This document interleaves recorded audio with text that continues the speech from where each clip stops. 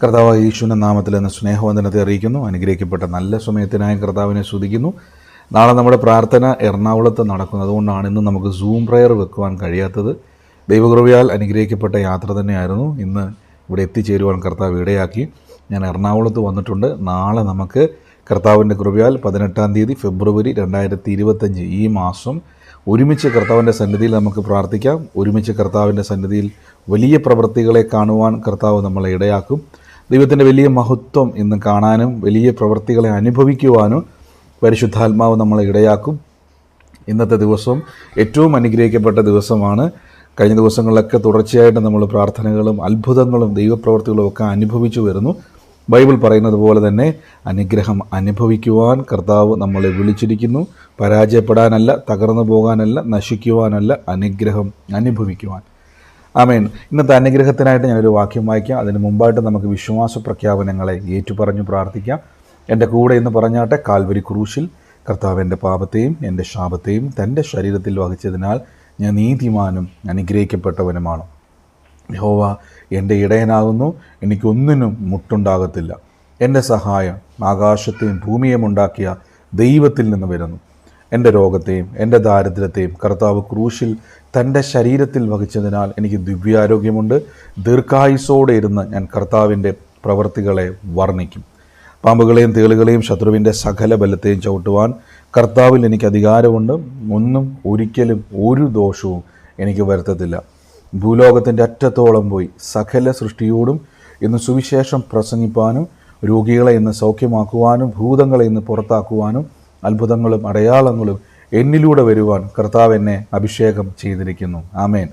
കർത്താവിൻ്റെ തിരുക്കൃപയ്ക്കായി ഞാൻ ദൈവത്തെ സ്തുതിക്കുന്നു. നമുക്ക് ഒരുമിച്ച് ദൈവസന്നിധിയിൽ ബലപ്പെടാം, ശക്തിപ്പെടാം. ഇന്നത്തെ അനുഗ്രഹത്തിനായിട്ട് ഞാനൊരു വാക്യം വായിക്കാം. റോമാലേഖനം 8-ാം അധ്യായത്തിൻ്റെ 26, 27, 28 വാക്യങ്ങളാണ്. അവിടെ ഇങ്ങനെയാണ് പറഞ്ഞിരിക്കുന്നത്: അവണ്ണം തന്നെ പരിശുദ്ധാത്മാവ് നമ്മുടെ ബലഹീനതയിൽ നമ്മളെ സഹായിക്കുന്നു. വേണ്ടുന്നതുപോലെ പ്രാർത്ഥിക്കേണ്ട നാം അറിയുന്നില്ല. ഉച്ചരിച്ചുകൂടാത്ത ഞരക്കങ്ങളാൽ പരിശുദ്ധാത്മാവ് നമുക്ക് വേണ്ടി പക്ഷം ചേർന്ന് വാദിക്കുന്നു. എന്നാൽ ആത്മാവ് വിശുദ്ധന്മാർക്ക് വേണ്ടി ദൈവഹിതപ്രകാരം പക്ഷപാതം ചെയ്യുന്നത് കൊണ്ട് ആത്മാവിൻ്റെ ചിന്ത ഇന്നതെന്ന് ഹൃദയങ്ങളെ പരിശോധിക്കുന്നവൻ അറിയുന്നുവല്ലോ. ഇവിടെ വചനം പറയുന്നു, ഹൃദയങ്ങളെ പരിശോധിക്കുന്നവൻ അറിയുന്നു.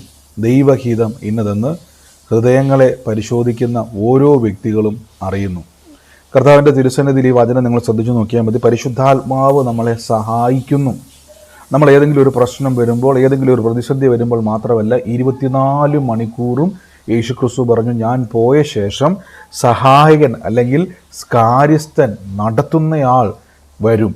ഞാൻ പോകുന്നത് നിങ്ങൾക്ക് നല്ലത്. ഒന്ന് ആലോചിച്ച് നോക്കി. ഒരിക്കലും നമുക്ക് യേശുക്രിസ്തു പോകുന്നത് ഒരിക്കലും നല്ലതല്ല. പക്ഷെ കർത്താവ് അങ്ങനെ പറയുന്നുണ്ടെങ്കിൽ കർത്താവിനോളം തന്നെ തുല്യമായി അതേ നമുക്ക് ആ ലാളനയും പരിപാലനവും കൈത്താങ്ങും ഒക്കെ തരുവാൻ പരിശുദ്ധാത്മാവ് വരുന്നു.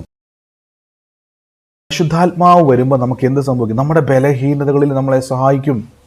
ദൈവഹിതപ്രകാരം നമ്മളെ ചലിപ്പിക്കുവാൻ, എങ്ങനെ പ്രാർത്ഥിക്കണമെന്നും എങ്ങനെ ജീവിക്കണമെന്നും എങ്ങനെ ജീവിതത്തിൻ്റെ അകത്ത് ജയകരമായി മുന്നോട്ട് പോകണമെന്നും നമ്മളെ സഹായിക്കുന്നയാളാണ് പരിശുദ്ധാത്മാവ്. ഇന്ന് മുതൽ ഈ വചനം കേൾക്കുമ്പം സ്വന്തമായിട്ട് പറയണം, പരിശുദ്ധാത്മാവേ അങ്ങ് എന്നെ സഹായിക്കണേ. അപ്പോൾ രാവിലെ എണീക്കുമ്പോൾ മുതൽ പറയണം, പരിശുദ്ധാത്മാവ് ഇന്നത്തെ ദിവസം കർത്താവേ പരിശുദ്ധാത്മാവേ അങ്ങ് എന്നെ ക്രിസ്തുയേശുവിൻ്റെ ദൈവത്തിൻ്റെ സാക്ഷിയാക്കി എന്നെ നടത്തണമേ എന്ന് എന്ത് ചെയ്യണം?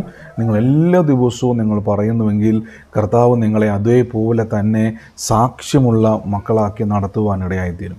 അവൻ അത്ഭുതത്തിൻ്റെ മന്ത്രിയാണ്. അതുകൊണ്ട് ഈ ദിവസങ്ങളിൽ പ്രാർത്ഥിക്കണം, കർത്താവ് എന്നെ സാക്ഷിയാക്കും, ദൈവം എന്നെ അത്ഭുതമാക്കി മാറ്റും, ഞാൻ പരാജയപ്പെടുകയില്ല, ഞാൻ ദൈവത്തിൻ്റെ സാക്ഷിയാക്കി കർത്താവ് എന്നെ മാറ്റും. ദൈവത്തിൻ്റെ പ്രവൃത്തികളെ ഇന്ന് അനുഭവിക്കുവാൻ കർത്താവ് നമ്മളെ ഓരോരുത്തരെയും സഹായിക്കും. ദൈവത്തിൻ്റെ വലിയ മഹത്വത്താൽ ഇന്ന് വെളിപ്പെടുവാൻ കർത്താവ് നമ്മളെ സഹായിക്കും. ഇന്ന് തകർന്നു പോകുവാനല്ല, നശിച്ചു പോകുവാനല്ല, ദൈവത്താൽ ഒരു അനുഭവം നമുക്കുണ്ടാകും. എല്ലാ ദിവസവും പറയണം, പരിശുദ്ധാത്മാവെ അങ്ങനെ സഹായിക്കണം, പരിശുദ്ധാത്മാവെ അങ്ങനെ വഴി നടത്തണം, പരിശുദ്ധാത്മാവെ ക്രിസ്തുവിൻ്റെ സാക്ഷിയായി, ദൈവത്തിൻ്റെ സാക്ഷിയായി എന്നെ നടത്തണമേ എന്ന് നിങ്ങളൊന്ന് പ്രാർത്ഥിച്ചു നോക്കി. ഉറപ്പായും നിങ്ങൾക്ക് എത്ര ബലഹീനതയുണ്ടെങ്കിലും എത്ര കുറവുകളുണ്ടെങ്കിലും അവിടെ നിങ്ങൾക്ക് കാണാൻ പറ്റും പരിശുദ്ധാത്മാവിൻ്റെ ശക്തിയാലുള്ള നടത്തിപ്പുകൾ.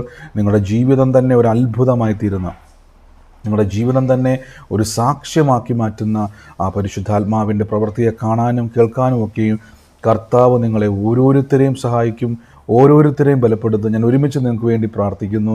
കർത്താവ്, ഇന്ന് രോഗികളായി ഭാരപ്പെടുന്നവർ, തകർന്ന അവസ്ഥയിലിരിക്കുന്നവർ, വേദനയിലൂടെ പോകുന്നവർക്കൊക്കെ യേശുവിൻ്റെ നാമത്തിൽ ഇത് അത്ഭുതത്തിൻ്റെ സമയമാണ്. അഭിഷേകത്തിൻ്റെ ശക്തി ഞങ്ങളിൽ വ്യാപരിക്കുന്നതിൽ അഭിഷേകം മുഖങ്ങളെ ഒടിക്കുന്നതാണപ്പോൾ. ഇത് അത്ഭുതത്തിൻ്റെ സമയമാണ്, ഇത് അത്ഭുതത്തിൻ്റെ സമയമാണപ്പോൾ. In the name of Jesus, യേശുവിൻ്റെ നാമത്തിൽ പ്രാർത്ഥിക്കുന്നപ്പോൾ കർത്താവ് ഇപ്പോൾ തന്നെ നിങ്ങളുടെ പ്രവൃത്തി അയച്ച് അവിടെ വിടുതൽ കൊടുക്കുന്നതിന് നന്ദി പറയുന്നപ്പോൾ, അത്ഭുതം ചെയ്തതിന് നന്ദി പറയുന്നപ്പോൾ, സാക്ഷ്യമാക്കുന്നതിന് നന്ദി പറയുന്നപ്പോൾ, യേശുവിൻ്റെ നാമത്തിൽ തന്നെ ആമേൻ. കർത്താവ് അനുഗ്രഹിക്കട്ടെ. നാളെ നമുക്ക് ഒരുമിച്ച് പ്രാർത്ഥനയിൽ പങ്കുചേരാം. എറണാകുളത്ത് ആരംഭിക്കുന്ന നാളത്തെ പ്രാർത്ഥനയിൽ നിങ്ങൾക്ക് പ്രാർത്ഥിക്കാം. നിങ്ങൾക്ക് കർത്താവിൻ്റെ സന്നിധിയിൽ വരാൻ കഴിയുന്നവരൊക്കെ വരിക, അല്ലാത്തവരൊക്കെ പ്രാർത്ഥിക്കുക. വലിയ പ്രവൃത്തികളെ നമുക്ക് കാണാം യേശുവിൻ്റെ നാമത്തിൽ തന്നെ ആമേൻ.